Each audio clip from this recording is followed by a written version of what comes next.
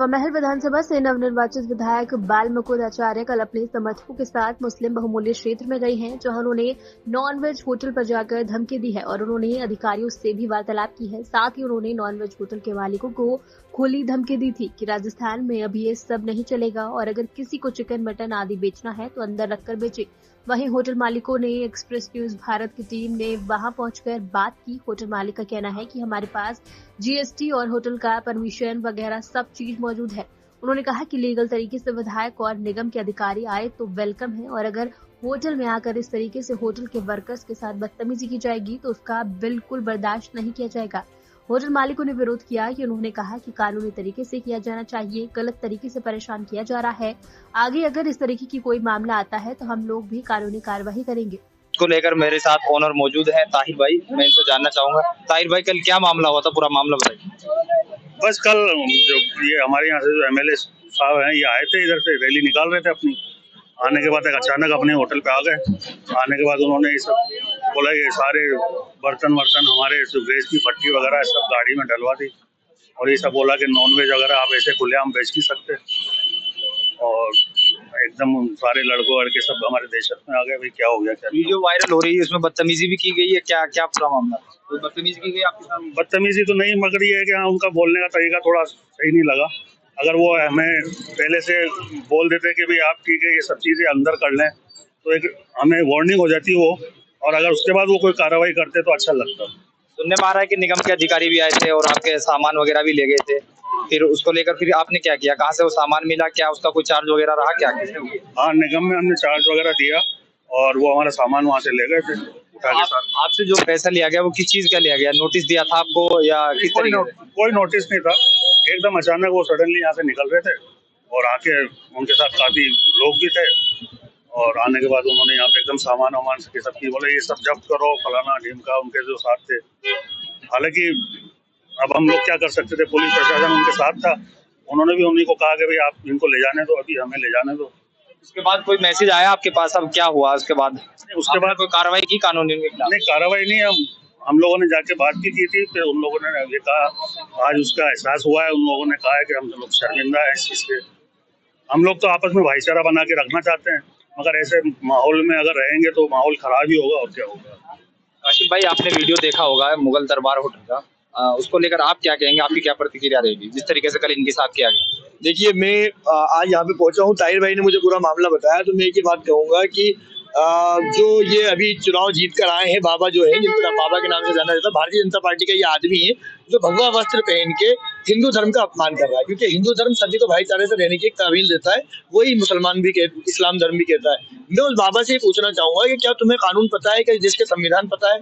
क्या तुम जानते हो, तुम एक फोन करके पूछ रहे हो कि क्या डिस्प्ले किया जा सकता है, मास्क पे नहीं किया जा सकता? तो मैं बताता हूँ तुम्हें कि बिल्कुल किया जा सकता है। कौन सा गाइडलाइन है राजस्थान में, कौन सी गाइडलाइन बनी है कि डिस्प्ले नहीं किया जा सकता? सुप्रीम कोर्ट का कौन सा जजमेंट है कहता है कि नहीं किया जा सकता? हाई कोर्ट का कौन सा जजमेंट है नहीं किया जा सकता? वो तुम होता कौन हो यहाँ आके ताहिर भाई से या किसी भी व्यक्ति से पूछने वाले कि आप क्या बेच रहे हैं, क्या नहीं बेच रहे?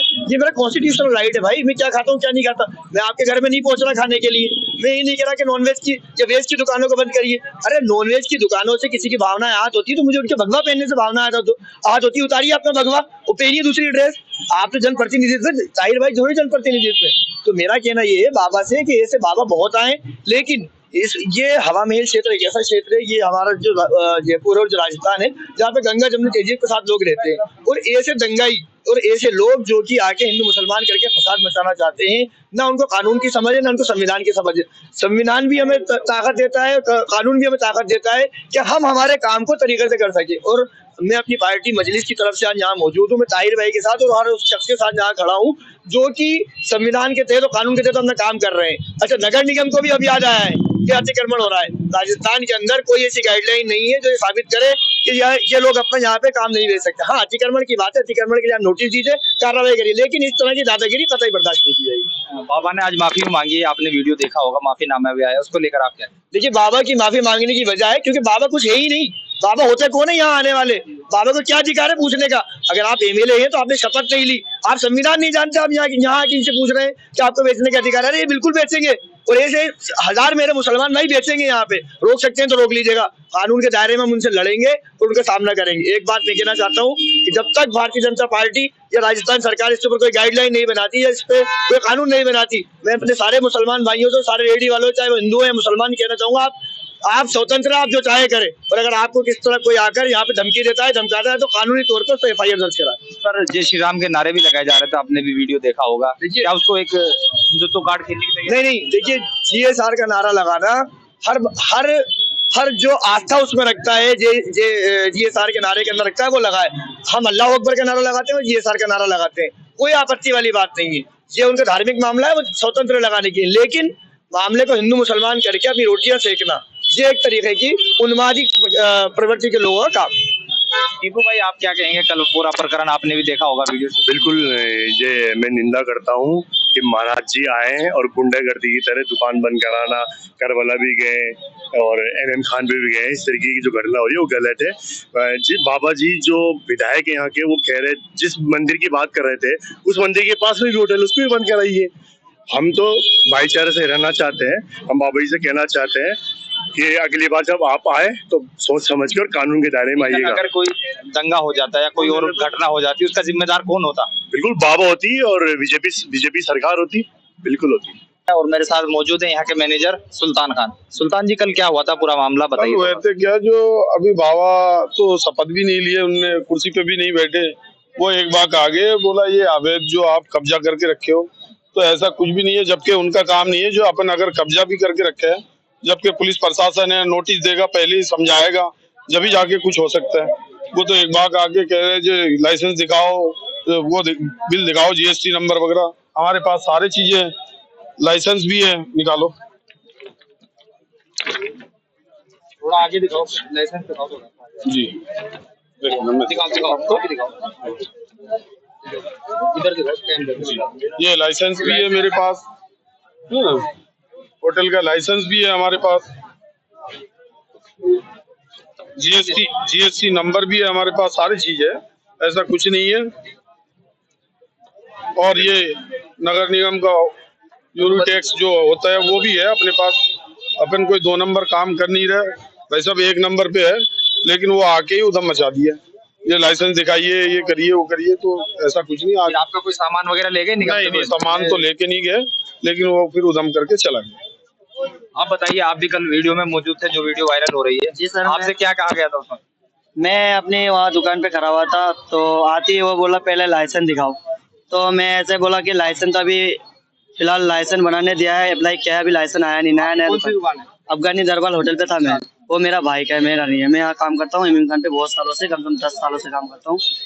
वो आते पहले लाइसेंस मांग रहा है, उनको तो लाइसेंस मांगने का अधिकार है नहीं, क्योंकि अभी तक उन्हें कुर्सी पे बैठा भी नहीं है, तो शपथ लेने से पहले तो बोल नहीं सकता किसी को।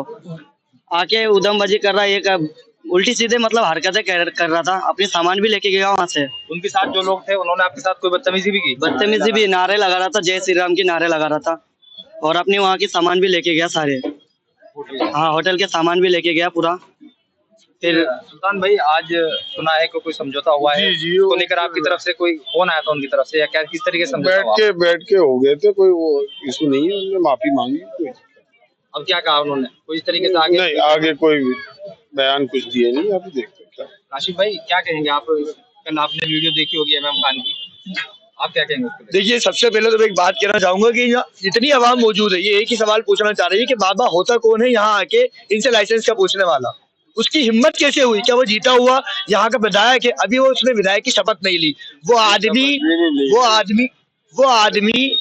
आदमी यहाँ आता है, लोगों को धमकाता है, लोगों के लाइसेंस देखता है, लोगों के पास ये लाइसेंस है, वो ना संविधान जानता है ना कानून जानता है। वो लोगों से पूछ रहा है कि यहाँ पे मास्क नहीं डिस्प्ले नहीं कर सकते। अरे बताओ मुझे, राजस्थान में कौन सी गाइडलाइन है सरकार की जो ये कहती है कि डिस्प्ले नहीं कर सकते? अगर ये यहाँ पे डिस्प्ले नहीं कर सकते, उनकी भावनाएं ये यहाँ पे मास्क लटकने से आहत हो रही है, तो शराब की बोतलों में जो शराब बाहर रखी जाती है, उससे हमारी भावनाएं आज उसको भी अंदर रखा जाए, क्यों नहीं रखते? अच्छा, बाबा के साथ एक भीड़ भी, बहुत बड़ी तादाद में भीड़ होती थी, तो उससे क्या डर का माहौल पैदा नहीं होगा कि इस तरीके से बाबा जाएंगे, परेशान करेंगे दुकानदारों को, तो दुकानदारों के अंदर एक डर का माहौल पैदा होगा? देखिए, ये सीधे सीधे मुसलमानों के व्यवसाय पे हमला करने की एक प्लानिंग है। भारतीय जनता पार्टी जो यहाँ पे जीत के आई है उसका एक ही इस राज्य के अंदर मकसद है कि डिवाइड एंड रूल, बांटो और राज करो। उसके बाद उनके पास नैरेटिव है नहीं।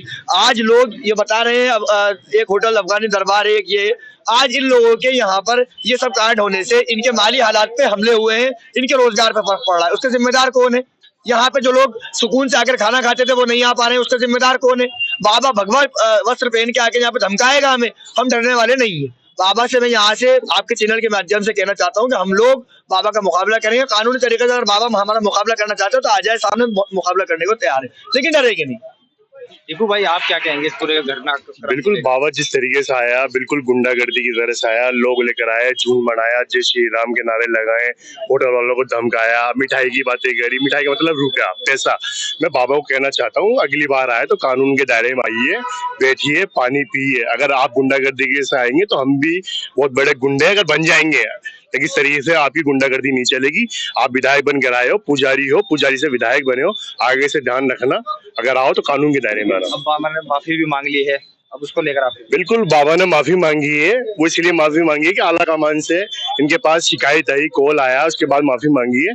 आगे देखते हैं, अभी शपथ वगैरह लेंगे, उसके बाद क्या करते हैं।